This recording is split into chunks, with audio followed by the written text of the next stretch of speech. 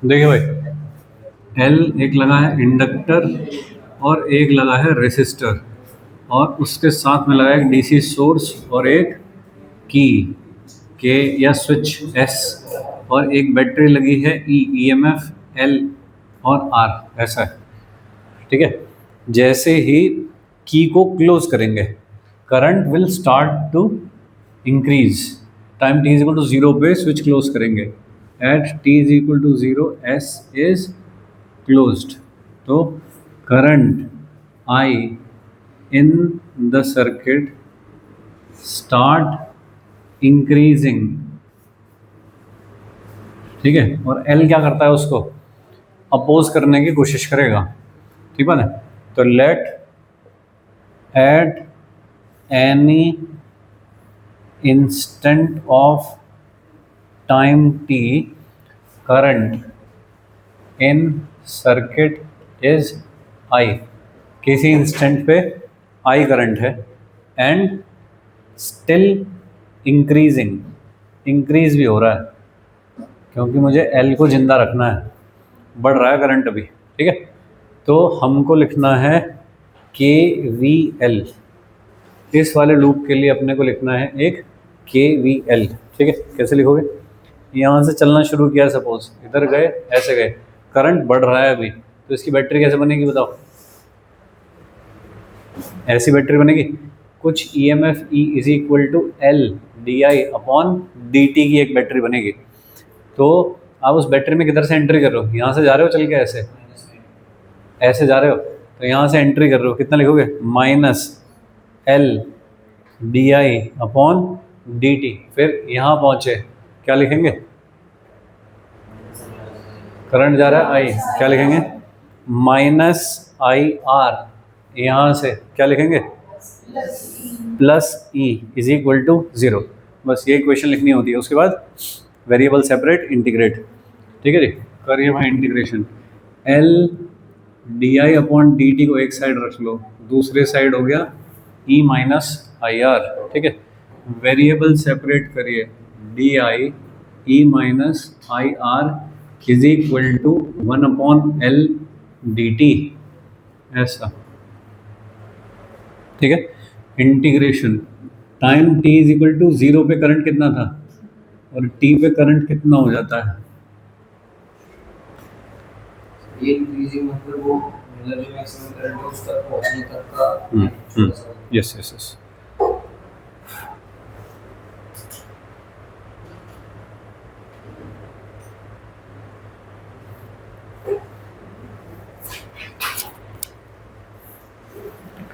तो समझना है क्या लिखा है, बोल, ये माइनस ये कैसे लिखा है, हाँ ना, फिर चौक लगा, पता है, ठीक है, ये समझ में आ गया। ठीक है, इंटीग्रेशन बता, फिर इंटीग्रेशन बताइए।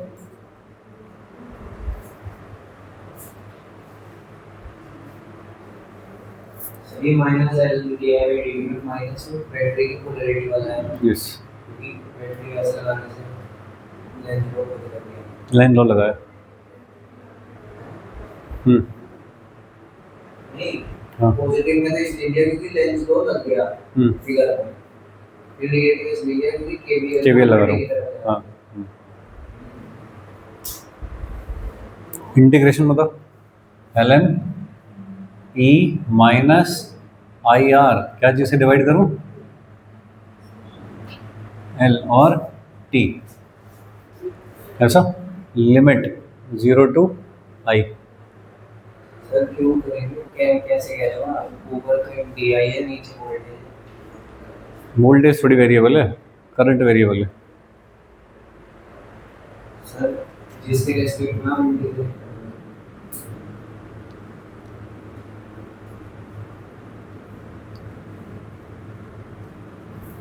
ठीक है भाई, लिमिट रखने के बाद upper limit minus lower limit, minus R को उधर पहुंचा दिया, E to the power minus R T by L, और ये कितना हो गया, one minus I R upon E, I is equal to E upon R 1 minus E to the power R T upon L, या और ठीक कर लो इसे थोड़ा, T upon L upon R is I. ठीक है, ई कहाँ से आए, ये रहा, ये वाला आर, ये तो लिमिट रखी है ना, इंटीग्रेशन तो यहाँ हो चुका, अब तो लिमिट रख रहा हूँ। जब आई रखूँगा आई आएगा, ज़ीरो रखूँगा तो ये टर्म ज़ीरो हो जाएगा, ये बचेगा बस। तो क्या बचेगा, L N A minus L N B, L N A upon B, ऐसा कर दिया एक बार में।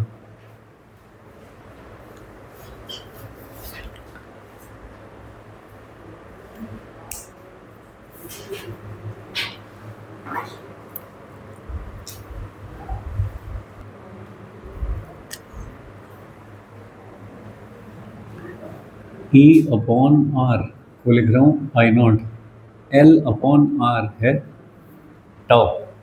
ठीक है, तो ये पूरी इक्वेशन को कैसे लिखूंगा, I is equal to I naught 1 minus E to the power minus T by tau, ऐसा याद आ रहा कुछ कुछ। Q is equal to Q naught 1 minus E to the power minus T by tau, क्या समझ नहीं आ रहा, जल्दी बोल दे, लेट मत कर, बोल।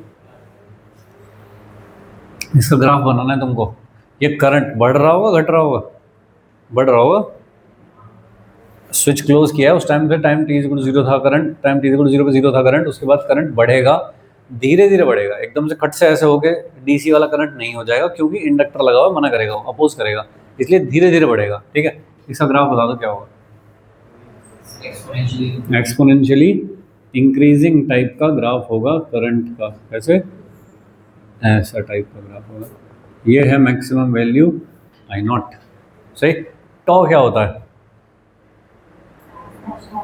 हाँ क्या, जितने टाइम में करंट मैक्सिमम का 63% हो जाता है उसको एक टाइम कांस्टेंट कहते हैं। ठीक है, डेफिनेशन लिखो नीचे, time constant tau is equal to L upon R की डेफिनेशन लिखो, time interval in which current becomes 63% of the maximum।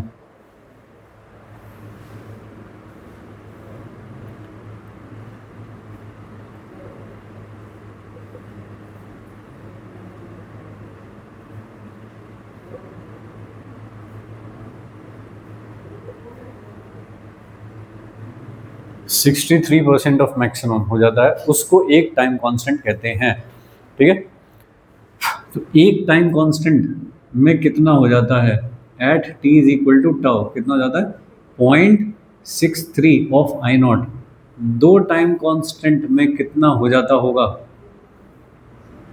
और 3 में कितना हो जाता होगा, और 4 में कितना, और 5 में कितना हो जाता होगा, बताइए, पन्ने पलट के बताओगे, बताओ।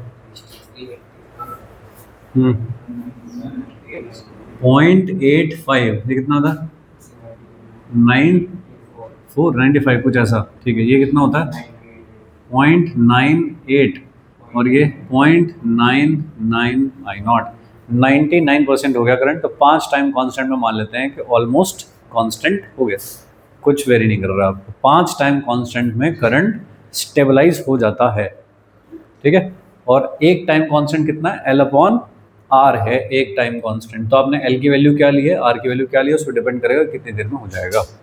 सही, चलिएगा और थोड़ी चीज़ें बताओ। सर मैथमेटिकली कभी भी पूरा पहुंच नहीं पाता, नहीं, असलियत में भी 99.999999, क्योंकि वो बैठा है ना, वो मना करेगा करेगा।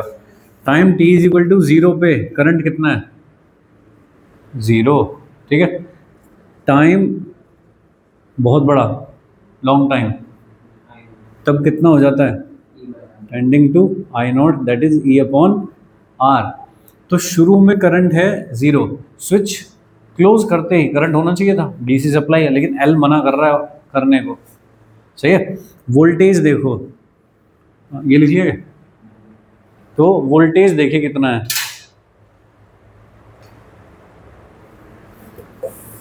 V अक्रॉस R कितना है शुरू में, I इंटू आर होता है R के अक्रॉस, तो वोल्टेज कितना है, तो 0।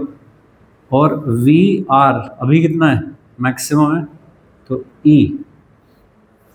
सही है। तो शुरू में जब आपने स्विच क्लोज भी कर दिया तब भी R के अक्रॉस कोई पोटेंशियल डिफरेंस नहीं है, तो कहाँ है सारा पोटेंशियल डिफरेंस, L के अक्रॉस।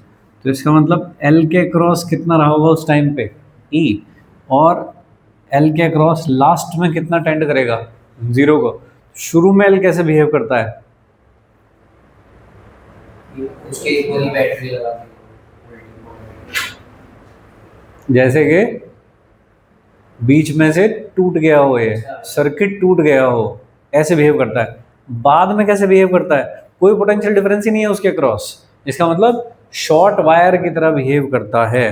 तो इनिशियली कैसे बिहेव करता है, ओपन सर्किट, कैसे बिहेव कर रहा है, ओपन सर्किट। और बाद में कैसे बिहेव करता है, शॉर्ट सर्किट की तरह बिहेव करता है, समझ रहे हो।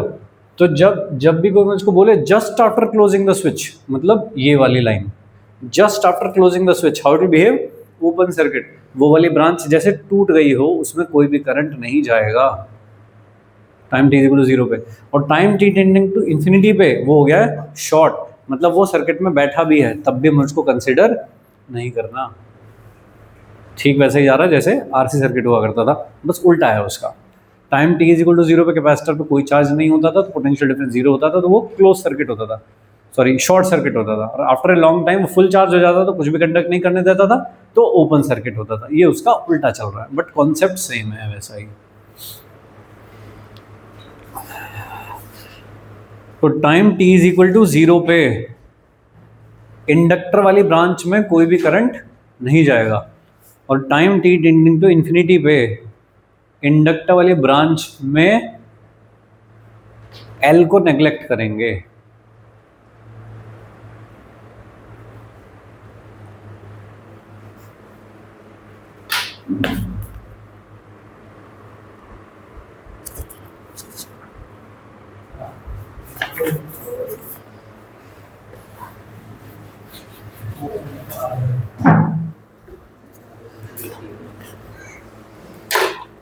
देखिए प्रीवियस ईयर में काफ़ी सारे क्वेश्चंस पूछे गए हैं, तो मैक्सिमम तो बस इसी बात पे सॉल्व हो जाएंगे कि तुमको इस बात की 2 लाइनें आती हो। LR सर्किट के जितने भी सवाल हैं ऐसा है, 2 ओम 2 ओम 2 हेनरी 4 ओम 2 ओम स्विच S और 6 वोल्ट की बैटरी। ठीक है, ये पूछा गया है कि current through the battery just after closing the switch, current through battery just after closing S, ऐसा पूछा है भाई।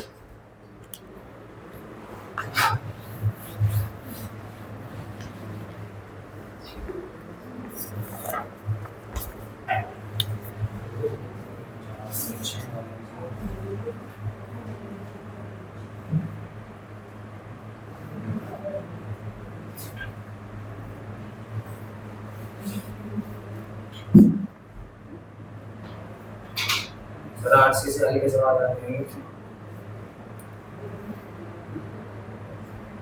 देखिए ऐसा है, इसमें हमने पूछा current through the battery long time after the switch has been closed.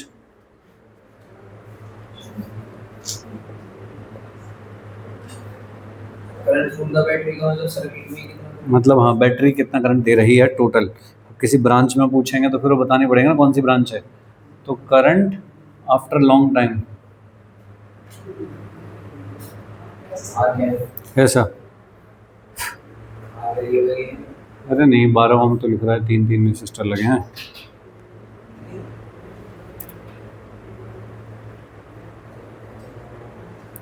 ठीक है भाई जल्दी बताओ, ये वाला कितना, हाँ 1 ampere. Okay, just after closing पे क्या होता है, ये क्लोज होता है, ओपन होता है। अच्छा, तो ओपन हो गया तो ये और ये हो गया पैरेलल, सॉरी ये और ये सब मिला, ये दोनों सीरीज फिर पैरेलल, और फिर इसका सीरीज ऐसे करके तुमने कर लिया। वो कहाँ है सर? वो लेना देना ही नहीं है क्यों?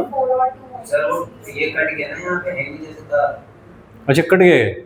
अच्छा ठीक है, time just after closing the switch बोला है तो ओपन सर्किट हो गया, तो इस तरह से कोई करंट जा नहीं सकता, तो सारा करंट होगा बस इसमें, ठीक है ना। तो कितना हो गया, 1 एम्पियर, 6 अपॉन टोटल इक्वलेंट, ठीक है। नेक्स्ट, आफ्टर लॉन्ग क्या हो जाता है, शॉर्ट सर्किट हो जाता है, इसका मतलब ये होते ही नहीं है, होके भी नहीं होते हैं। तो कितना हो गया, R R R R by 3, तो current I is equal to कितना हो गया, 12 अपॉन आर बाई 3।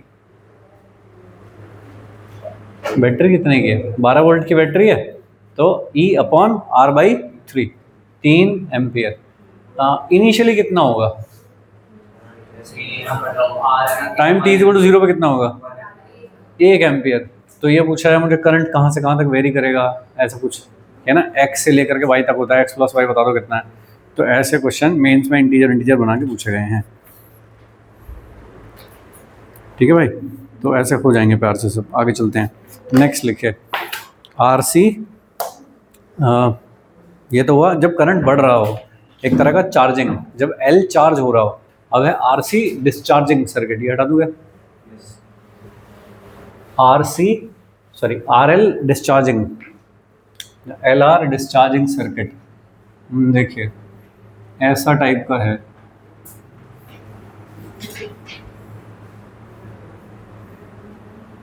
ऐसा था, ये था आर एल, और ये एक स्विच है, ये पोजीशंस है 1 2 और 3, ऐसा है, ठीक है। ई फाइन, इस तरह का सर्किट होता है। देखिए 1 को पहले 2 पे लगा के रखूँगा और इसको चार्ज होने दूंगा, ये वाली जब बैटरी लगी होगी तो फिर तो करंट ऐसे चल रहा होगा ना, इसमें 1 को 2 पे लगा के रखा है ऐसे, तो ये तो आउट है, इसमें चलता रहेगा करंट, इसमें करंट चलता रहेगा तो ये चार्ज होता रहेगा। चार्ज मतलब एनर्जी स्टोर करता रहेगा in form of magnetic field, तो ये स्टोर कर रहा है एनर्जी ऐसे चल के, सही है। 5 टाइम कांस्टेंट बाद ये लगभग फुल हो जाएगा कि 99.9% तक फुल हो गया ये। अब तुमने टॉगल कर दिया स्विच 1 से 3 पोजीशन पे, तो after a long time switch 1 is shifted from 2 to 3, 2 से 3 पे डाल दिया स्विच, ठीक है। उस टाइम पे करंट कैसे जा रहा था, इसमें से ऐसे जा रहा था करंट। अब ये करंट क्योंकि सोर्स हट गया तो डिक्रीज होने की कोशिश करेगा और ये मना करेगा, ठीक है भाई। तो इधर डाल दिया, तो ये हो गया डिस्चार्जिंग का सर्किट, ठीक है। तो हमारे लिए भी सर्किट अवेलेबल कौन सा है, बस कि एक इंडक्टर है और एक, ये पोजीशन 3 थी, एक थी एल है और ये आर है, सही है। इनिशियली इसके पास स्टोर एनर्जी थी, उसकी वजह से करंट चलेगा, मतलब एक तरह के सोर्स की तरह काम करेगा, लेकिन ऐसा सोर्स नहीं है जिसके पास बहुत ज़्यादा एनर्जी हो। कि बैटरी तो लॉन्ग टाइम ड्यूरेशन तक कंटिन्यू कांस्टेंट करंट मेंटेन बनाए रख सकती है, ये इतनी देर के काम नहीं है इनके पास, छोटे हैं ये, ठीक है जी। तो इसके लिए चलेगी अब डिस्चार्जिंग। तो करंट कैसे रखना चाहेगा ये, जैसे था वैसे ही रखना चाहेगा। तो जब आपने स्विच टॉगल किया इधर, उस टाइम पे करंट कितना था, maximum E naught by R type का करंट था उस टाइम पे, जो धीरे धीरे कम होगा। क्या करें तो यहाँ से KVL, ठीक है जी। तो किसी इंस्टेंट पे करंट मान लेता हूँ आई, मैक्सिमम नहीं, अब कम हो गया, किसी इंस्टेंट पे KVL लिख रहा हूँ, एट टाइम t KVL लिख रहा हूँ। लिखो L di अपॉन dt। किस तरह की बैटरी बनेगी इसकी बताइए, क्या ऐसी बैटरी बनेगी इसकी, क्या करंट को जैसा है वैसा रखना चाहता हूँ मैं। इधर गया तो कहाँ से शुरू कर रहे हैं, मान लीजिए यहाँ से शुरू कर रहे हो, ऐसे गए, कैसा साइन लगाओगे, positive. L D I upon D T तो है उसका मैग्नीट्यूड, और उसमें साथ में साइन लगाओगे अकॉर्डिंग टू बैटरी, ये वाला। फिर इधर गए तो क्या करोगे, plus I R is equal to minus I R is equal to 0, बोलो, ठीक है। D I upon D T is equal to I R upon L, ठीक है। एक माइनस लगाता हूँ इस काम का, यहाँ पे ये करंट डिक्रीज हो रहा है, ये बताने का एक माइनस लगा रहा हूँ कि करंट समय के साथ साथ कम होता जा रहा है। तो D I upon D T negative के लगा दिया। इसको करना है अपने को इंटीग्रेट, कुछ इक्वेशन आएगी डिस्चार्जिंग वाली, ठीक है, करो।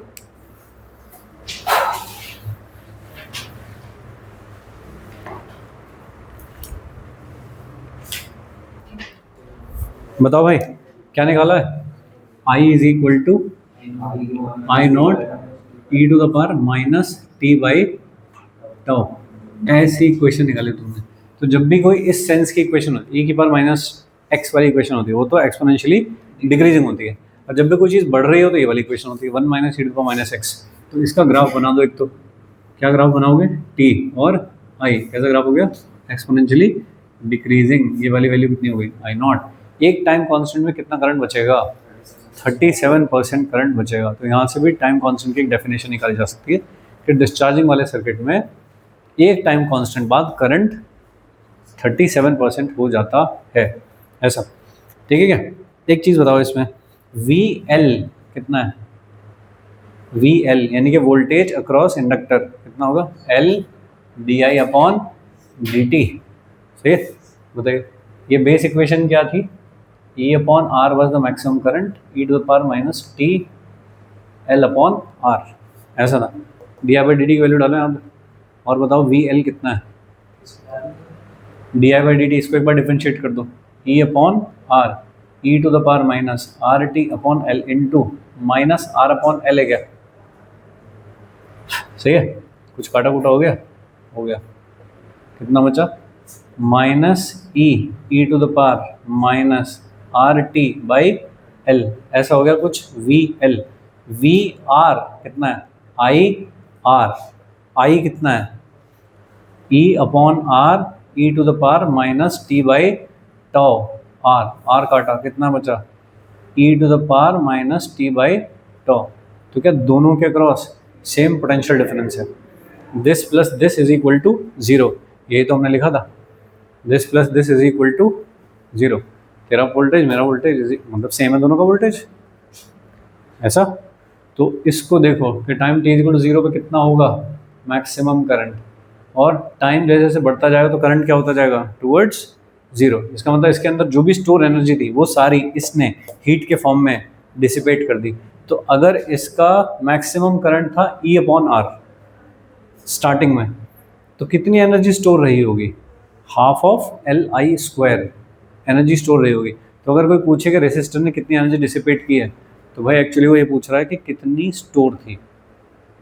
Half of L I square बता दो, वही है, सही है क्या? ऐसा। तो एक हो गया charging and discharging. Time T is equal to, ये इस पर सवाल आया पिछले, अभी मैं देख रहा था, मेंस वाला क्वेश्चन था इस पर, तो इसलिए लिख दिया मैंने। Time T is equal to 0 पे डिस्चार्जिंग में करंट होगा maximum, time T tending to infinity current हो जाएगा 0। तो धीरे धीरे सबके अक्रॉस वोल्टेज भी क्या हो जाएंगे? 0।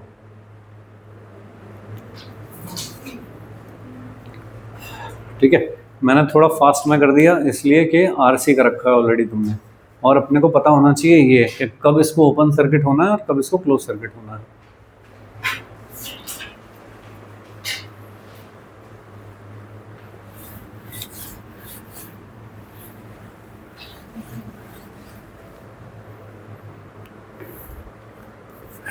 Time t is equal to 0 पे कैसा होता है?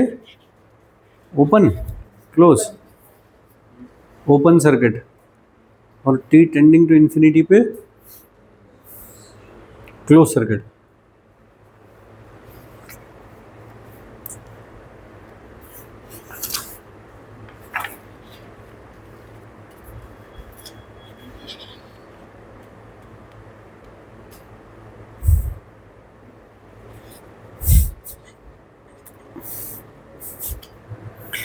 देख, पिछले साल का सी भी है, एल भी है, आर भी है, बैटरी है। अब एक स्विच क्लोज करवाएगा तो कुछ चलेगा, फिर इसे खुलवाता हो, इसको करवाता हो, तो फिर कुछ अलग गेम चलेगा। एक साल भी दे सकते हैं, देख लो।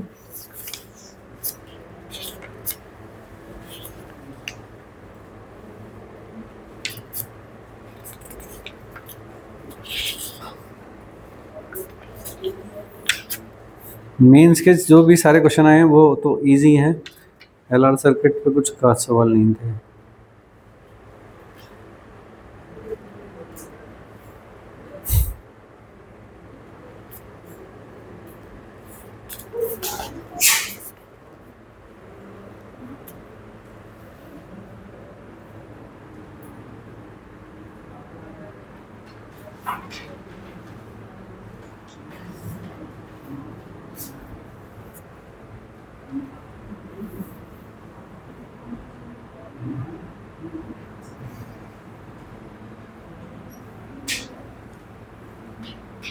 ऐसा दिखा रखा है भाई एक सर्किट, ठीक है, और इसमें क्या बोला है मुझको कि as the current in 6 ohm attains maximum value, ठीक है ना। तो पहले कनेक्ट किया T1 and T2 connected for long time, इन दोनों को कनेक्ट करके रखा था, स्टेडी स्टेट आ गई, स्टेडी स्टेट आ गई, उसके बाद T2 is shifted to T3, T2 shifted to T3,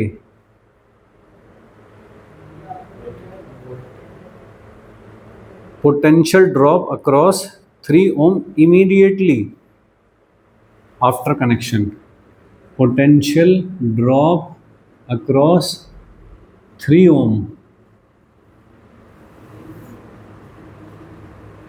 immediately after shifting the switch, 6 volt की बैटरी है भाई।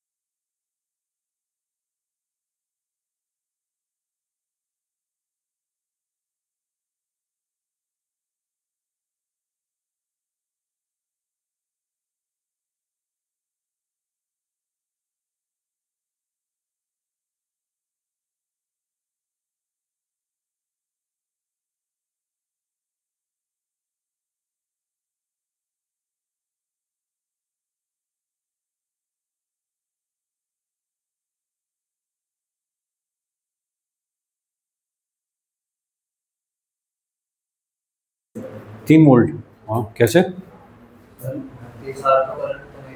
सही बात है, टाइम टी इक्वल टू 0 है अभी तो उसके लिए, सही। तो जब स्टेडी स्टेट है, जब तुमने T2 से कनेक्ट कर रखा है यानी कि पहली वाली लाइन, उस टाइम पे स्टेडी स्टेट में जो करंट है आई वो कितना है, 1 एम्पियर, क्योंकि L तो तब हो जाता है शॉर्ट, और 6 ओम की बैटरी, सॉरी 6 वोल्ट की बैटरी, 6 ओम का रेजिस्टर, 1 एम्पियर हो गया। तो इसमें से जो अभी करंट फ्लो हो रहा है इसमें से जाते हुए 1 एम्पियर है, तुमने अचानक से इसको शिफ्ट कर दिया इधर, तो time t is equal to 0 पे जस्ट आफ्टर स्विचिंग पूछा है मुझको कि कितना होगा, तो करंट तो उतना ही चलता रहेगा। धीरे धीरे अब जैसे जैसे टाइम बढ़ेगा तब कम होना शुरू होगा ना करंट। अभी तो जस्ट आफ्टर स्विचिंग पूछा है कि कितना है, तो ये वाला करंट जो कि पहले इधर जा रहा था अब जाने लगेगा इधर, सही। तो उसके अक्रॉस वोल्टेज कितना होगा, 3 ओम के अक्रॉस, आई इंटू आर, तो 1 एम्पियर इंटू 3, तो कितना हो गया 3 वोल्ट। ठीक है, चलिए ये एक टाइप के सवाल होते हैं। एल के अक्रॉस क्या होगा, वी, हाँ तुरंत, पहले 0 था फिर तुरंत हो गया 3। देखिए एक तो ये टाइप के हैं कि स्विचिंग करी है कि आपने आफ्टर लॉन्ग टाइम और कितना होगा, शुरू में कितना होगा, ये वाले टाइप के क्वेश्चन पूछे जाते हैं। 6-7 सवाल थे जिसमें से हमने कर लिए 4। और देखें एक क्वेश्चन है इस तरह के कि एक लगा हुआ है ऐसे स्टीडी स्टेट में, एक इंडक्टर लगा है, एक बल्ब लगा है, ठीक है जी, और ये लगा है एक बैटरी से, रेसिस्टर भी लगा लो, चलो एक लॉन्ग टाइम हो गया, तो स्टीडी स्टेट आ गई है ऐसी। तो स्टीडी स्टेट आ गई है, करंट कांस्टेंट रहा होगा और एल के अक्रॉस कोई भी पोटेंशियल डिफरेंस नहीं होगा, और टोटल करंट कितना हो रहा होगा, ई अपॉन आर करके करंट हो रहा होगा। बल्ब का अगर कुछ रेजिस्टेंस तो वो भी कंसिडर कर लो तो उतना करंट होगा। इसमें कहा जाता है कि इसके अंदर एक आयरन रॉड इंसर्ट कर दिया, इसके अंदर एक आयरन रॉड रख दी, तो इस बल्ब के ग्लो पे, ब्राइटनेस पे क्या फ़र्क पड़ेगा, बढ़ जाएगा, घट जाएगा, सेम रहेगा, क्या हो जाएगा।